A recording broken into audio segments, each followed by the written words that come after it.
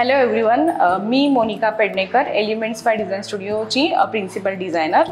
आज मी आहे Vikhroli Kannamwar Nagar east central park Vaibhav Lakshmi ह्या प्रोजेक्टमध्ये. रिसेंटलीच आम्ही हा 2 BHK क्लायंटला डिलिव्हर केलेला आहे आणि ह्या प्रोजेक्टचं मी आता तुम्हाला पूर्ण व्ह्यू लुक अँड फील दाखवणार आहे. तर सध्या मी आहे एंट्रन्स डोर जवळ. हा छान असा एंट्रन्स डोर आम्ही डिझाईन केलेला आहे. फार जास्त जागा मिळाली नाही एंट्रन्स डोर डिझाईन करण्यासाठी, पण त्यात पण आज काय छान करता येईल याचा आम्ही प्रयत्न केलेला आहे. तर हे जे पूर्ण डोर आहे हा लॅमिनेट फिनिशमध्ये आहे. बघू शकता की 2 कलरचं लॅमिनेट यूज केलेलं आहे. आणि हे जे लॅमिनेट आहे हे सेल्फ टेक्स्चर लॅमिनेट आहे. हे जे वुडन टेक्स्चर म्हणजे 2 कलरचे लॅमिनेट आहेत. इंग्लिश कलर स्कीम आहे थोडीशी, म्हणजे वुडन पण दिसत आहे पण ते ॲक्च्युअली टिपिकल वुडनचा कलर नाही आहे. आणि ह्याचं सेल्फ टेक्स्चर झिगझॅग पॅटर्न याच्यावरती आहे. मग आम्ही जो ओव्हरऑल डिझाईन केलेलं आहे ते 2 म्हणजे प्लेन आणि सेल्फ टेक्स्चर असं ओव्हरऑल कॉम्बिनेशन केलेलं आहे. आणि ह्याच्यासोबत ब्लॅक ग्रिलचा यूज केलेला आहे. स्टेनलेस स्टील ब्लॅक कोटिंगची ग्रिल यूज केलेली आहे. इथून आपण आतमध्ये जाऊयात. आत्ता मी आहे लिव्हिंग एरियामध्ये. लिव्हिंग एरियाची साईज अराउंड 24 इन लेंथ आणि 10 फीट इन विड्थ आहे. तर लिव्हिंग एरियाचं प्लॅनिंग असं केलं आहे की सध्या मी डायनिंग एरियाच्या इथे उभी आहे आणि राईट हँड साईडला माझ्यासमोर लिव्हिंग एरिया आहे. लिव्हिंग एरिया, TV युनिट आणि एक विंडो सिटिंगची क्लायंटला रिक्वायरमेंट होती. आणि त्याच्यानंतर ह्या साईडला लेफ्ट हँड साईडला बघू शकता की डायनिंग एरिया आहे. आता डायनिंग एरियाच्या जवळ रिक्वायरमेंट क्लायंटची अशी होती की डायनिंग एरिया प्लस मंदिर आणि प्लस स्टोरेज युनिट. ठीक आहे. तर मंदिरचं तुम्ही बघू शकता की 2 मंदिर का दिसत आहेत. तर 2 मंदिर असे की त्यांनी स्वामींना एक मूर्ती मंदिरामध्ये ठेवायची नव्हती. स्वामींना अशी त्यांची स्वतःची प्लेस द्यायची होती. मग असं डिस्कशन, ओव्हरऑल डिस्कशन थोडंसं ठरलं की आपण सेपरेट डिझाईन करूयात. पण डिझाईन केलं तर स्वामींना फक्त असं सेपरेटली फक्त ठेवलं असं नको वाटायला, म्हणून त्यांच्यासाठी एक मंदिरचा लुक दिलेला आहे दोघांसाठी. तर मग 2 असे मंदिर त्याच्यामुळे तयार झालेले आहेत. आता त्याच्या बाजूला 2 आणि 2 फीटचं मंदिर प्लॅन केल्यानंतर जी बाजूला जागा उरते तिथे पण एक छान असं क्रॉकर युनिट आम्ही डिझाईन केलेलं आहे. आता इथे बघू शकता तुम्ही की स्वामींच्या मंदिराच्या पाठीमागे आम्ही असं कस्टमाइज श्री दत्तांचा वॉलपेपर कस्टमाइज करून घेतलेला आहे आणि थोडासा ट्रेडिशनल लुक द्यायचा प्रयत्न केलेला आहे. तर हा आहे मंदिरचा एरिया. तर मंदिरमध्ये तुम्ही बघू शकता बॅकग्राऊंडला आम्ही ॲक्रेलिक जाळी प्लॅन केलेली आहे.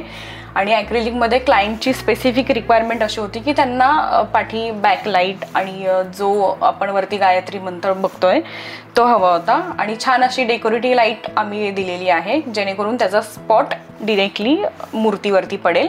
आणि हे जे पूर्ण जे मंदिर डिझाईन केलेलं आहे आम्ही ते पूर्ण लॅमिनेटमध्ये केलेलं आहे. आणि ह्यात थोडासा ट्रेडिशनल टच ॲड करण्यासाठी वुडन पिलर्स दिलेले आहेत आणि वरती ॲक्रेलिकची पट्टी यूज केलेली आहे. इथे खाली मंदिरच्या बघू शकता. आता हे जे स्टेप्स आहेत ते आम्ही क्लायंटला विचारून त्यांना किती देव ठेवायचे किंवा काय त्याप्रमाणे. आता जसं फॉर एक्झाम्पल इकडे ही मूर्ती येणार होती तर त्यांना मूर्तीची त्यांनी आम्हाला अगोदर साईज प्रोव्हाइड केली, त्याप्रमाणे ह्या स्टेप्स त्यांच्या अकॉर्डिंगली डिझाईन केलेल्या आहेत.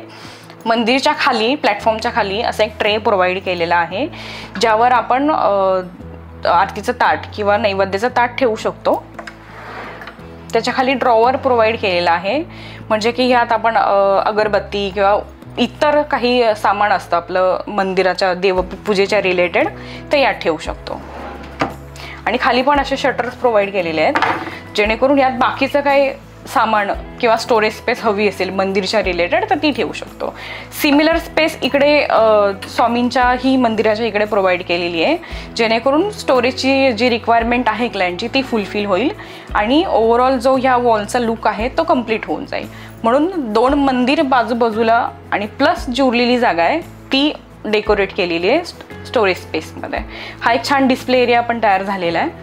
तर हा जो डायनिंग एरिया आहे त्याच्या इथे आम्ही ही वॉल छान डेकोरेट केलेली आहे. ॲक्च्युली तर ही वॉल नाही आहे. माझ्या बाजूला बघू शकता की एक प्लेन असा हे प्लेन वॉलसारखं दिसते पण ॲक्च्युली ही वॉल नाही आहे. इथे आम्ही एक पॅनलिंग डिझाईन केलेलं आहे. तिथे आम्ही असं स्लायडिंग डोअर केलेला आहे.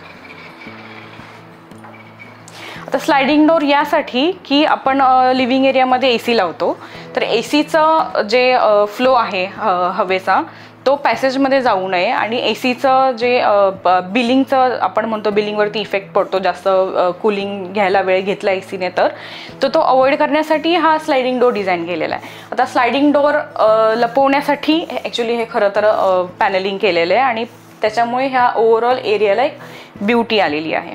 त्या स्लायडिंग डोअर नंतर इथून टी व्ही पॅनल स्टार्ट होतं आहे. तर हे टी व्ही पॅनल आम्ही अशा प्रकारे डिझाईन केलं आहे की ते जास्त बल्कीही वाटू नये आणि मिनिमलिस्टिक लुक देईल ओव्हरऑल लिव्हिंग एरियाला. तर हे इथे जे हे राफ्टर्स हे जे व्हर्टिकल लाईन्ससारखं दिसतं हे ॲक्च्युअलमध्ये राफ्टर्स आहेत. त्याच्यानंतर हे टी व्ही युनिट प्लॅन केलेलं आहे. तर ह्या टी व्ही पॅनलिंगमध्ये हे पूर्ण ओव्हरऑल लॅमिनेट फिनिश डिझाईन आहे. पण हे जे मधली हायलायटर शीट तुम्ही बघताय ही ॲक्च्युअल चारकोल शीट आहे. असं बघायला गेलं तर लिव्हिंग एरियाची लेंथ फार म्हणजे अशी लेंथ जास्त आहे आणि विड्थला कमी आहे. तर क्लायंटची रिक्वायरमेंट अशी की त्यांना विंडोच्या बाजूला एक विंडो सिटिंगची प्रोव्हिजन द्यायची होती आणि एक पर्सन ॲटलिस्ट व्यवस्थित आरामात बसू शकतो, झोपू शकतो. त्या अकॉर्डिंगली ह्या विंडो सिटिंगची लेंथ आणि विड्थ आम्ही प्लॅन केलेली आहे. आणि ह्या विंडो सिटिंगच्या बाजूला एक छान असं इकडे युनिट डिझाईन केलं आहे ज्याच्यामध्ये क्लायंटचे जे काही वॉटेवर बुक्स असतील किंवा बाकी इतर काही गोष्टी त्यांना स्टोअर करायच्या असतील ते त्या गोष्टी इथे स्टोअर करू शकतात. ह्याच्या बाजूला सोफ्याच्या मागे ही वॉल एंटायर आम्ही वॉल पॅनलिंग केलेली आहे. तर ह्या वॉलला आम्ही आमच्या डिझाईन लँग्वेजमध्ये ॲक्सेंट वॉल असं म्हणतो. तर सोफ्याच्या मागची जी वॉल ही पूर्ण बघतोय आपण ही पूर्ण MDF पॅनलिंगमध्ये केलेली आहे. त्याच्यावरती आम्ही पेंट फिनिश केलेली आहे. आता हे जे मध्ये बघतोय ह्याला मोल्डिंग असं म्हणतात. तर हे POP मध्ये मोल्डिंग आम्ही डिझाईन केलेलं आहे आणि त्याला डेकोरेटिव्ह लाईट्सने डेकोर केलेलं आहे. आता हा स्लायडिंग डोअर ओपन करून आपण आतमध्ये पॅसेज एरियामध्ये आलो आहे.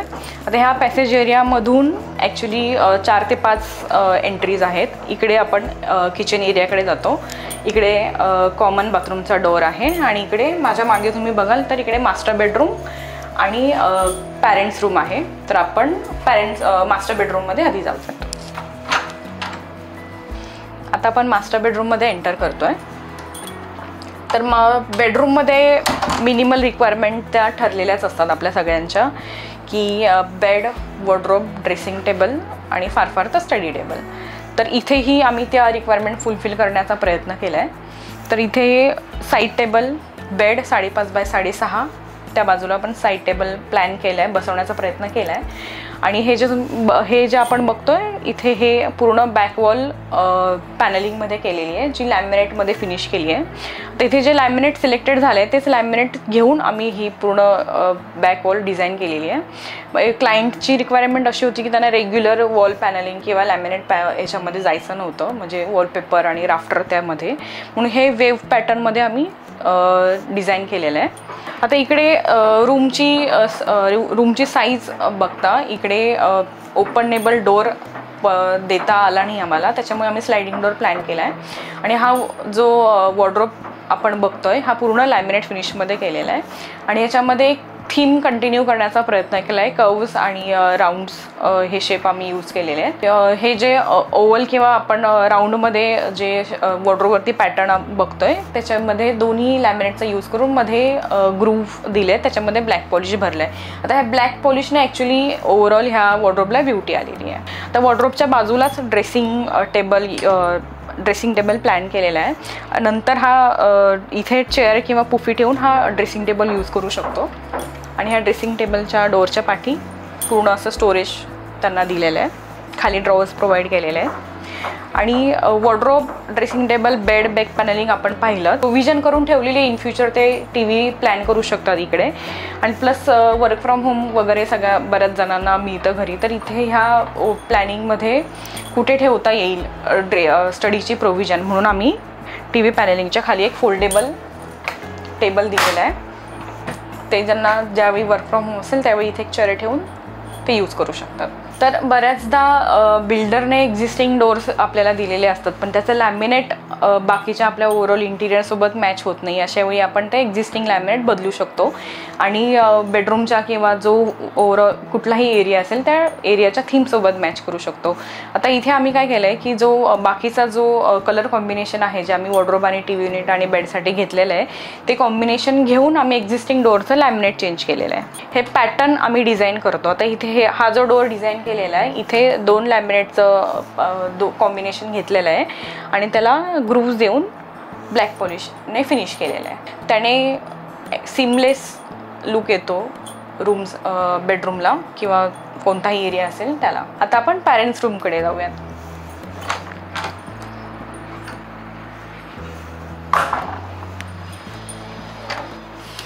आता आपण आलेलो आहोत पॅरेंट्स रूममध्ये. तर पॅरेंट्स रूममध्ये बघू शकता बाजूलाच माझ्या वॉर्डरोब आहे. आता ओव्हरऑल बेडरूमचं जे प्लॅनिंग आहे रिक्वायरमेंट सेम आहेत, bed, wardrobe, side table, dressing table, study table. तर ह्या जो एरिया आपण बघतोय त्या एरियामध्ये आम्ही ती रिक्वायरमेंट फुलफिल करण्याचा प्रयत्न केलेला आहे. आता हे माझ्या डाव्या बाजूला आपण बघू शकतो की इथे आम्ही एक यूज क्लोथची प्रोव्हिजन केलेली आहे आणि त्यात शेल्फ प्रोव्हाइड केलेले आहेत, म्हणजे वरती क्लोथ्स हँग होतील आणि खाली त्यांना हवं ते स्टोअर ते गोष्टी करू शकतात. हा स्लायडिंग डोअर अगेन स्पेसची जी युटिलायझेशन आहे ते गोष्ट लक्षात घेता इथे स्लायडिंग डोअरची प्रोव्हिजन केलेली आहे. आणि अगेन हे पूर्ण ओव्हरऑल जे वॉर्डरोब आहे ते लॅमिनेट फिनिशमध्ये झालेलं आहे.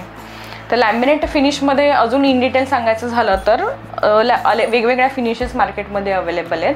तर इथे पर्टिक्युलरली आम्ही जी फिनिश यूज केलेली आहे ती शिफॉन फिनिश आहे. शिफॉन फिनिशमध्ये आपल्याला जी फिनिश मिळते ती ड्युरेबिलिटी आणि क्लिनिंग वाईज ती सोपी असते, म्हणून क्लायंटला आम्ही रेकमेंड करतो की तुम्ही शिफॉन मॅट किंवा सॅटिन मॅट न जाता शिफॉन फिनिश घेऊ शकतो, म्हणजे क्लिनिंग वाईजही ती बरी पडते. तर बेडच्या बाजूला ॲक्च्युली आपल्याला मोबाईल किंवा चार्जिंग ठेवायची सवय असते. तर ॲक्च्युली इथे तसं बऱ्यापैकी बघायला स्पेसची साईड टेबल बसेल एवढी जागा नव्हती, म्हणून आम्ही साईडला फोल्डेबल टेबल डिझाईन केलेला आहे, म्हणजे हवं तेव्हा ते जो फोल्डेबल टेबल आहे तो ओपन करून जागा यूज करू शकतात. तर हे बेडबॅक पॅनलिंग आम्ही डिझाईन केलेलं आहे.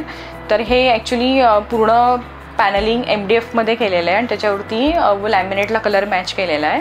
आणि हे आपण बघू शकतो की असा हाफ राऊंड जो आहे बॅकला तो यूज करून आतमध्ये छान अशी कोवलाईट दिलेली आहे जी वॉलपेपरला हायलाईट करेल. आणि वॉलपेपर हा कस्टमाइज केलेला आहे. वॉल पॅनलिंगच्या बाजूलाच आपण बघू शकतो की इथे एक ड्रेसिंग युनिटची प्रोव्हिजन केलेली आहे. तर ॲक्च्युली आम्हाला ही जी डीप आहे इनबिल्ट डीप आम्हाला ऑलरेडी मिळाली होती, तीच आम्ही कवर केली आहे पॅनलिंगमध्ये. अगेन स्टडी टेबलची रिक्वायरमेंट होती वर्क फ्रॉम होमसाठी, तर आम्ही ते असा फोल्डेबल टेबल प्रोव्हाइड केलेला आहे. ओके. आणि त्याच्याच बाजूला इन फ्युचर टी व्हीसाठी प्रोव्हिजन केलेली आहे, म्हणजे सध्या लावला नाही तरी इन फ्युचर प्लॅनिंगमध्ये असू शकतो, म्हणून तो आधीच प्लॅनमध्ये केलेला आहे. तर आपण आता किचनमध्ये एंटर केलेलं आहे. तर किचनमध्ये ऑलरेडी त्यांना बिल्डरने पॅरलल प्लॅटफॉर्म प्रोव्हाइड केले होते. तर हा जो आपण मेन काउंटर बघतोय माझ्या लेफ्ट हँड साईडला, तर हा पूर्ण ओव्हरऑल स्टार्ट टू एंड मोठा प्लॅटफॉर्म आहे. तर ॲक्च्युली तसा स्पेशियस किचन आहे. तर स्टोरेजची रिक्वायरमेंट आपल्याला किचनमध्ये मॅक्झिमम असते, तर ती मॅक्झिमम स्टोरेजची रिक्वायरमेंट फुलफिल करण्याचा आम्ही इथे प्रयत्न केलेला आहे. तर जे ओव्हरऑल किचन आहे ते लॅमिनेट हायग्लॉस लॅमिनेटमध्ये फिनिश झालेलं आहे. पण जे लॅमिनेट फिनिश केलेलं आहे फ्लुटेड लॅमिनेट आणि प्लेन लॅमिनेट असं 2 लॅमिनेटचं फिनिशेसचं कॉम्बिनेशन आम्ही ह्या किचनमध्ये केलेलं आहे. तर आपण ओव्हरऑल किचन बघू शकतो. तर आम्ही इथे काय केलेलं आहे की जे ओव्हरहेड स्टोरेज आहे किचनचं तर ते फ्लुटेड लॅमिनेटने केलेलं आहे आणि त्याच्या लगेच खालचा जो स्टोरेज आहे ते फ्लुटेड ग्लासने प्रोव्हाइड केलेला आहे, म्हणजे असं अल्टरनेट यूज केलेलं आहे. आणि त्याच्या खालची जे आपण स्टोरेज बघतोय तिथे म्हणजे शटर्स आणि ट्रॉलीज असं कॉम्बिनेशन प्रोव्हाइड केलेलं आहे. तर किचनमध्ये 6 ट्रॉलीज ह्या कन्फर्म असतात, म्हणजे 3 ट्रॉलीज सेक्शनवाल्या आणि 3 ट्रॉलीज प्लेन आणि एक पुल आउट. तर हे आपण बघू शकतो की हे सेक्शनवालं फर्स्ट हे ते प्रोव्हाइड करावं लागतं. मध्ये पुल आउट म्हणजे मसाला वगैरे बॉटल्स ठेवण्यासाठी. आणि थर्ड प्लेन देतात, म्हणजे जिथे आपण फर्स्ट याच्यामध्ये आपल्याला काय ग्लासेस किंवा बाउल्स वगैरे ठेवायचे असतील ते आपण ह्या ट्रॉलीजमध्ये ठेवू शकतो. त्या 6 ट्रॉलीज दिल्यानंतरची जी जागा आपल्याला जी मिळते ती मॅक्झिमम स्टोरेजसाठी यूज करतो. तर ती as per client requirement shutter देऊन आतमध्ये शेल्फ देऊन ती प्रोव्हाइड करू शकतो. म्हणजे मॅक्झिमम हायटेड किंवा वजनदार काही गोष्टी असतील त्या त्या खालच्या स्टोरेजमध्ये जातील. ठीक आहे.